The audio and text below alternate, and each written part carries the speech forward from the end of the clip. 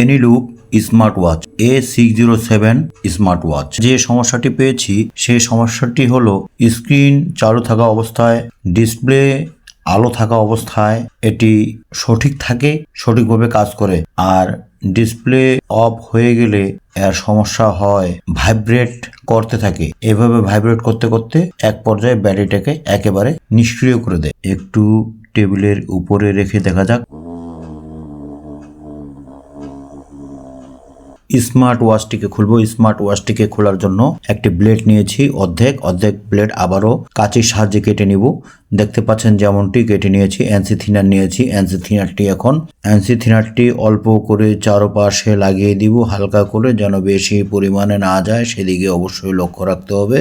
এখন চারিদিকে লাগিয়ে দিয়েছি আঙুলের সাহায্যে। দেখতে পাচ্ছেন আঙুলের সাহায্যে যেভাবে আমি লাগাচ্ছি ঠিক সেভাবে করে আপনারা করবেন। হটগান নিয়েছি, হটগানটি দিয়ে হালকা গরম করে দিব, খুব গরম দিবেন না, হালকা গরম করে দিয়ে এক সাইডে দেখতে পাচ্ছেন বাটনটি, দেখতে পাচ্ছেন সামনে যে বাটন রয়েছে, এই বাটনটি দেখতে আপনার এভাবে করে নিয়ে ব্লেডটি ঠিক যেভাবে লাগিয়েছি আমি, আপনারা এভাবে ব্লেডটিকে লাগাবেন। এ পাশে বাটনটিকে রাখবেন অবশ্যই, কারণ নিচের দিকে রেবন রয়েছে, নাহলে আপনার ডিসপ্লেটি নষ্ট হয়ে যাবে। আর ডিসপ্লে নষ্ট হয়ে যাওয়া মানে পুরো ঘড়িটি একেবারে আপনার বরবাদ হয়ে যাবে। দেখতে পাচ্ছেন কিভাবে খুলছি,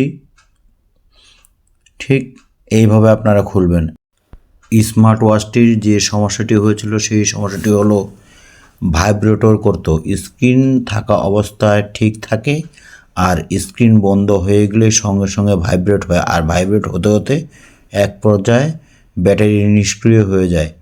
পুনরায় আবার চার্জ দিয়ে আবার সচল করতে হয়। স্মার্ট ওয়াচটিকে আজকে খোলা। তো স্মার্ট ওয়াচটির যে কাজটি করব আমরা, সেই কাজটি হলো স্মার্ট ওয়াচের ভিতরে থাকা যে ভাইব্রেটর রয়েছে, ভাইব্রেটর মোটর, সেই ভাইব্রেটর মোটরের একটি সংযোগকে কেটে দিলেই আমাদের আজকের সমস্যার সমাধান হয়ে যাবে। তো দেখতে থাকুন কি করে ভাইব্রেটর মোটরটি খুলে তার সংযোগটি কেটে দিব।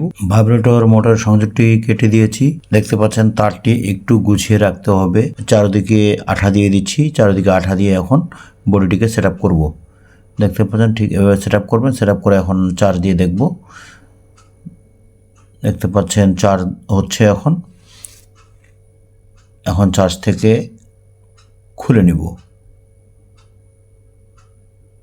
দেখতে পাচ্ছেন চার্জ হচ্ছে, চার্জ থেকে এখন খুলে নেব। দেখতে পাচ্ছেন এখন ঘড়িটি সচল হয়ে গিয়েছে। ধন্যবাদ আজকের এই ভিডিওটি দেখার জন্য।